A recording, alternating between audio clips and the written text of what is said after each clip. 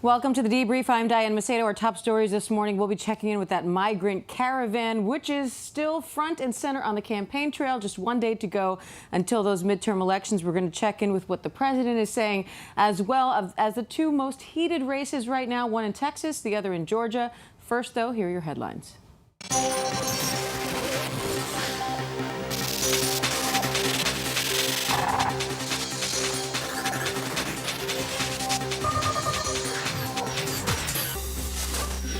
American sanctions on Iran that were lifted by the Iran nuclear deal in 2015 are going back into effect today. The Drug Enforcement Administration reports that overdose deaths hit the highest level ever in the U.S. last year, 200 people a day.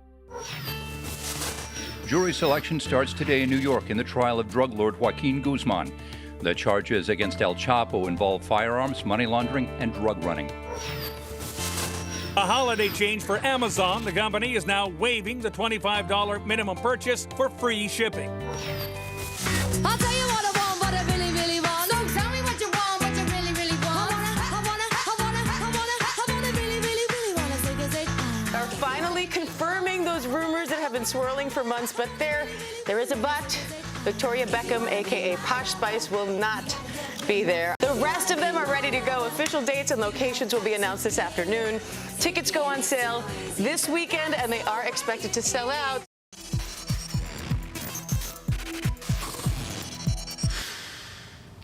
Welcome to the Debrief. We're going to start things off with the midterm elections. Just one day to go. We are taking a look at one of the most hotly contested races in the country, that fierce battle to see who will lead Georgia. Stacey Abrams, a Democrat, is looking to be the first African-American woman to lead the state. She goes up against Republican Brian Kemp. And suffice it to say, this battle has gotten rather nasty. Steve Osunsami is in Atlanta with the latest on that. Steve, what is going on over there? Diane, the conversation this morning is about this explosive charge from the Secretary of State's office accusing Democrats of hacking into the state voter registration system. Secretary of State Brian Kemp, who's also running for governor, who Democrats say has a huge conflict of interest, is accusing Democrats of this just hours, of course, before the election. But according to Democrats, he's offered very little evidence. There's a lot of confusion about how all this happened. And if you're to hear one side of the story, a voter wrote an email to the Democratic Party questioning the security of the website, the voter ID website here in Georgia. That information was presented to the Secretary of State's office, and somehow that became Democrats trying to break into the state voter registration system. Kemp has said that he has now asked the FBI to investigate this. The Democratic Party of Georgia is denying this 100%, saying that this is a distraction meant to gin up interest in the Republican Party, meant to turn out voters. There's also another issue that's happening here. Last week, Oprah Winfrey came to Georgia to campaign for Abrams, and for some reason, Oprah's visit hit a nerve, even more so than President Obama's visit the next day. Her visit had people on the left talking and excited, and had people on the right making fun of her. And one of the things that happened over the last few days is a group has put out a very racist robocall that was dialed into homes across Georgia, referring to Oprah Winfrey as Aunt Jemima and questioning her appeal to white women voters in the state. Both campaigns have condemned the calls, including Kemp's campaign. He's called it bigotry and racism, calling it out for what it is. This morning, Oprah is once again reminding Americans in Georgia to go out and vote. Diane? We are hearing that message a lot this morning, Steve. We're also hearing from Stacey Abrams and her response to those accusations of election hacking. Let's take a quick listen to that. I think he cooked up the charge because he realizes once again he has left 6 million voters' information vulnerable. And this has happened twice before. This is another failure of his leadership, and he recognizes that if he got caught 2 days before the election having exposed so many Georgians, he would lose. And so he did what he does always, blame someone else for his mistakes.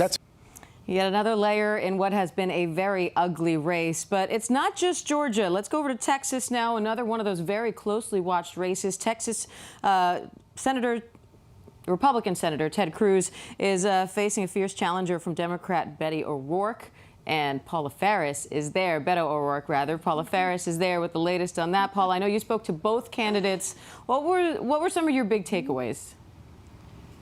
Okay, well, first of all, Diane, this should have been a slam dunk for Ted Cruz. This seat has been red, this particular Senate seat has been red since 1988, or since Ted Cruz was 17 years old. Should have been a slam dunk, but we saw Donald Trump Jr. come down here to help him campaign. Ivanka had to come down here. The president came down here. Now look, the polls, the latest polls show that it's tightened up. Ted Cruz still has a small lead, but he tells me he's taking nothing for granted. He does believe that the momentum swings in his favor, and he tells me if his voters show up to the polls, he's confident that he'll prevail. Take a listen. I think the momentum is very much with us. We're Right. seeing record turnout, which I think is great news. Right. Look, we always knew the hard left was going to show up. They were ticked off.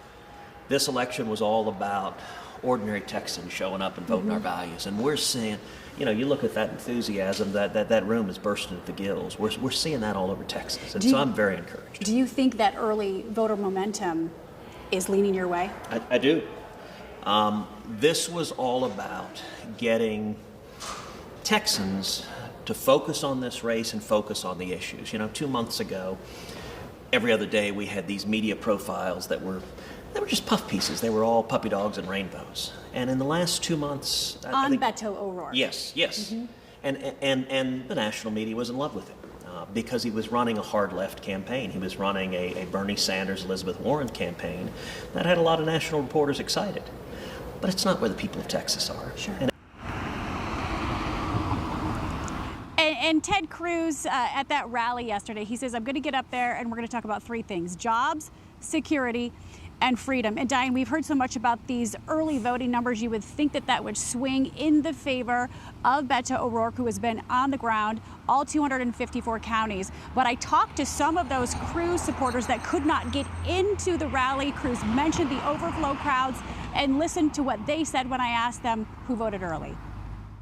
We're at a Ted Cruz rally. Who here, raise your hand if you voted early? Yeah, I hear. Yep. Pretty much all of you voted early? Yes, we did. Okay, why did you vote early? Why? To avoid the line. To avoid the line? Sir, why did you vote early?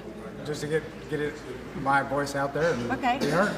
Anybody else want to answer? Why did you vote early, sir? I voted early so I can tell everybody else that they should be voting the same way that I did. Right. Are you surprised how many people have come to the polls early? Are you surprised at the record numbers? No. There's a lot going on, and we want to make sure that our voices are heard. The Trump effect. They call it the Trump effect. Clearly, both bases appear to be riled up right now. And I just want to show you more of a collective look at the early voting numbers across America. 34 million Americans voted early at the polls compared to 27 million back in the midterms in 2014. And Diane, here in the state of Texas, where voter turnout is historically low, 5 million voted early. That number surpassed the entire number that voted in the 2014 midterms. Both of these candidates, though, they have young kids. They are exhausted. They tell me that this is taking a toll on their families. They're really ready to cross that finish line. Beto O'Rourke will be here in El Paso tomorrow night watching the returns. And Ted Cruz, he will be at his headquarters in Houston, which is 11 hours away. This is a massive state, and it is a massive race, Diane. It certainly seems that way. Gosh, those turnout numbers are incredible. And I know Cruz says he's confident they're going his way. I'm guessing O'Rourke feels differently. O'Rourke definitely feels differently, and he's been in the trenches. He's all about a ground game. He visited all 254 counties here in the state. He's really tried to appeal to young voters, diverse voters, and we did see an uptick in voter registration. Over 500,000 voters registered, new voters, since March. We just don't know what way that they are going to go at the polls. Beto O'Rourke is counting that it's going to go in his direction, but it has been a challenge to get both young people and Latinos to the polls here in Texas. We'll see if they finally shore up. To which side it's going to go, it's anybody's guess. We're going to have to wait till tomorrow night, Diane. We will indeed. It's the home stretch now. Paula Ferris from El Paso, Texas. Paula, thank you.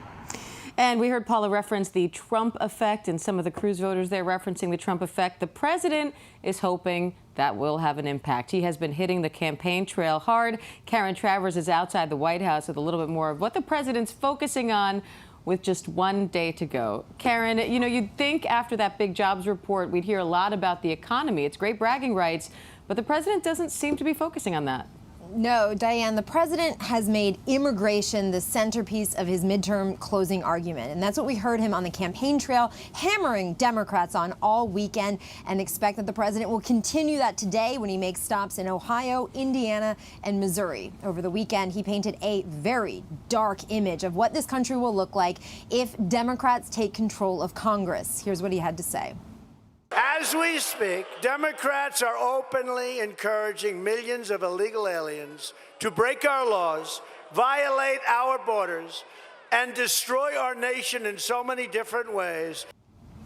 The president's message, essentially, Diane, is boiled down to if you want more illegal immigration and crime, vote for Democrats. He says if you want security and border protection, vote for Republicans. But your point about the economy is very important. Over the weekend, a new ABC News Washington Post poll found 65% of Americans say the economy right now is good or excellent. That's a fantastic number. That's a very good midterm election message for the Republicans. But instead, the president is talking about immigration, and critics say he's using that to scare voters, to get them out to the polls. The president himself said over the weekend everybody wants him to be talking about the economy, but he said it's sometimes just not as exciting. So Diane, the president there, playing a little bit of psychology, saying when people are feeling good about something, maybe you get complacent and you don't show up. But if you're scared about something, that will inspire you to go to the polls. That's a good point. When you're strategizing politically, Karen, sometimes it's a little bit more than meets the eye.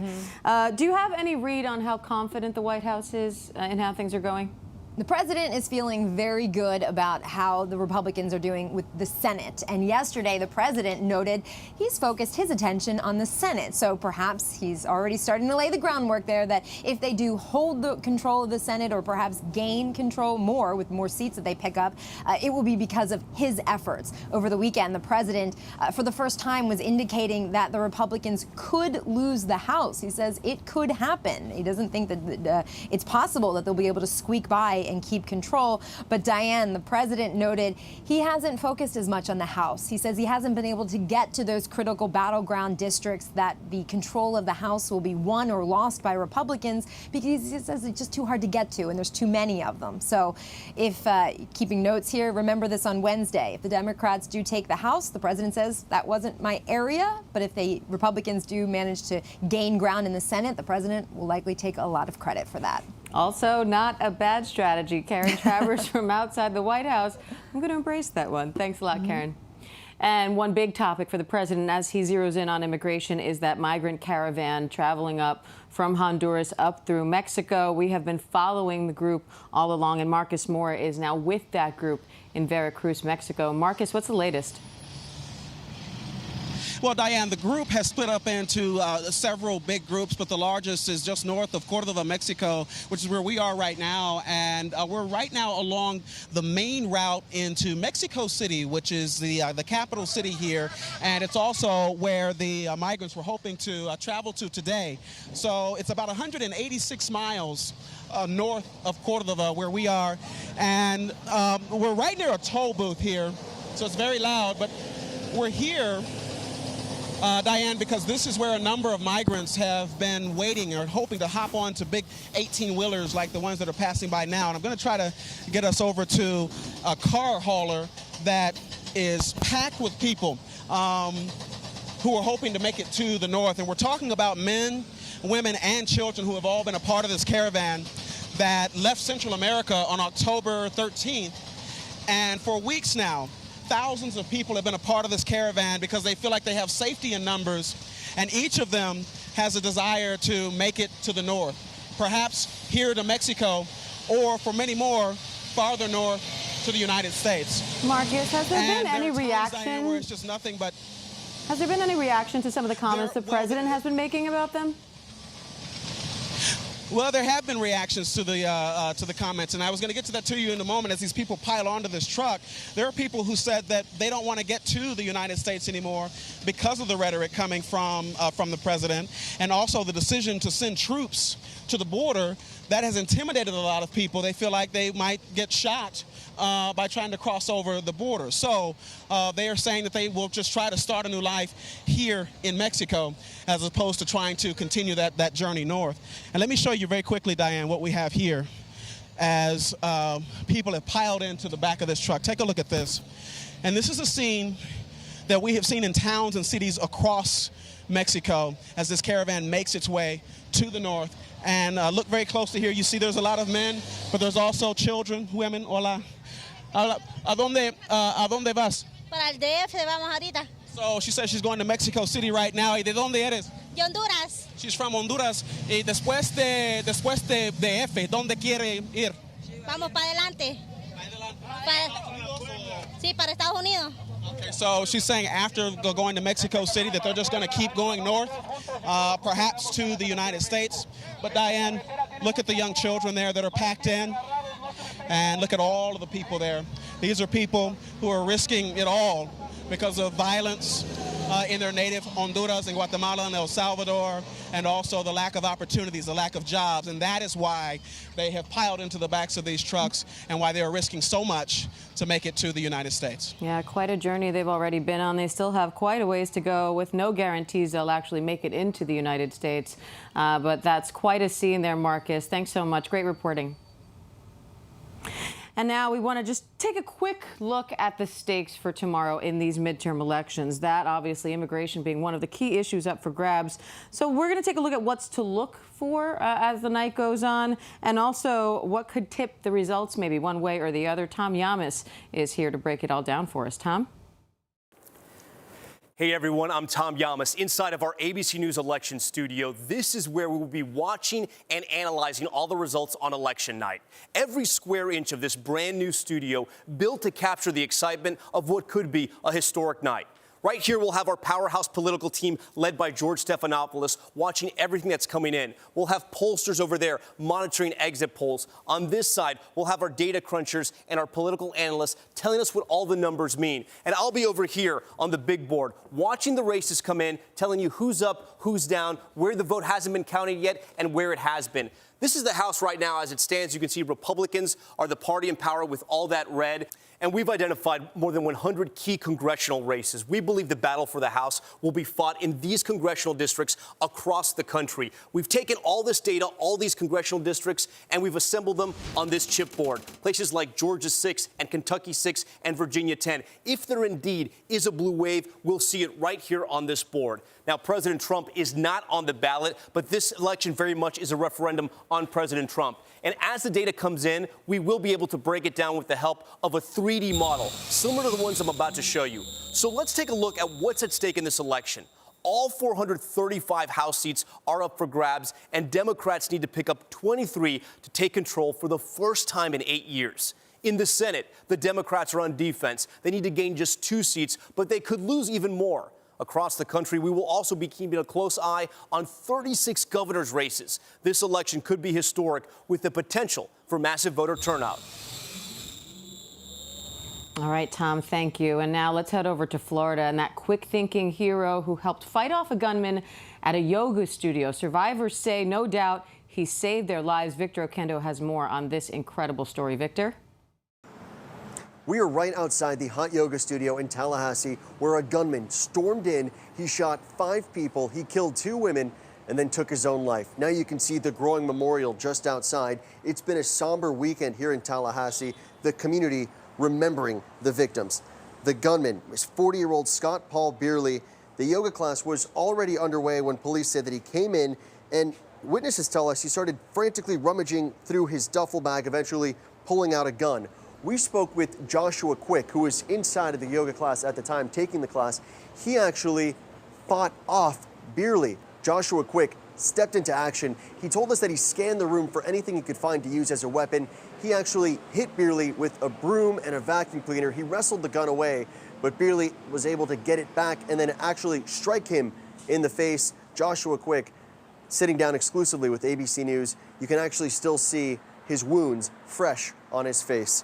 The victims here, the two women who died, 61-year-old Dr. Nancy Van Vessem and 21-year-old Maura Binky, both had ties to Florida State University. Dr. Van Vessem was a faculty member, and Binkley was a student hoping to one day join Teach for America. The shooter, Beerley, was a military vet who worked for a short time as a high school teacher. In the past, he's been charged with battery for allegedly groping women and had previously posted videos online with titles like "Why I Hate Cops" and "The Rebirth of My Misogynism." Investigators are now combing through all of Beerley's social media posts. They're trying to determine a connection between him and this yoga studio, but there is still no word on a motive. Victor Oquendo, ABC News, Tallahassee. Quite a bizarre case, Victor. Thanks. And now let's check on the weather for us. Ginger Z is in the weather headquarters with the latest on that. Ginger? Diane, thank you. Let's go ahead and get to this forecast. And it starts with, before the Election Day forecast, a severe storms forecast that I need you to know about. So it all began with this low pressure system that's dropped snow. A lot of it, Interstate 70 here at Val Pass, was shut down for a time. That's how much snow. And that's the type of depth that this low pressure system has with it that will bring a possibility of severe storms to the Mid-South. So if you're in Arkansas, Louisiana, Mississippi, Tennessee, and Alabama, you're in the elevated risk area in that bright orange color. Northern Mississippi has the best chance of seeing spin, meaning that the storms could not just be that damaging wind type of damage, which does plenty and can take trees easily into cars and to homes, but you could have a tornado spin up.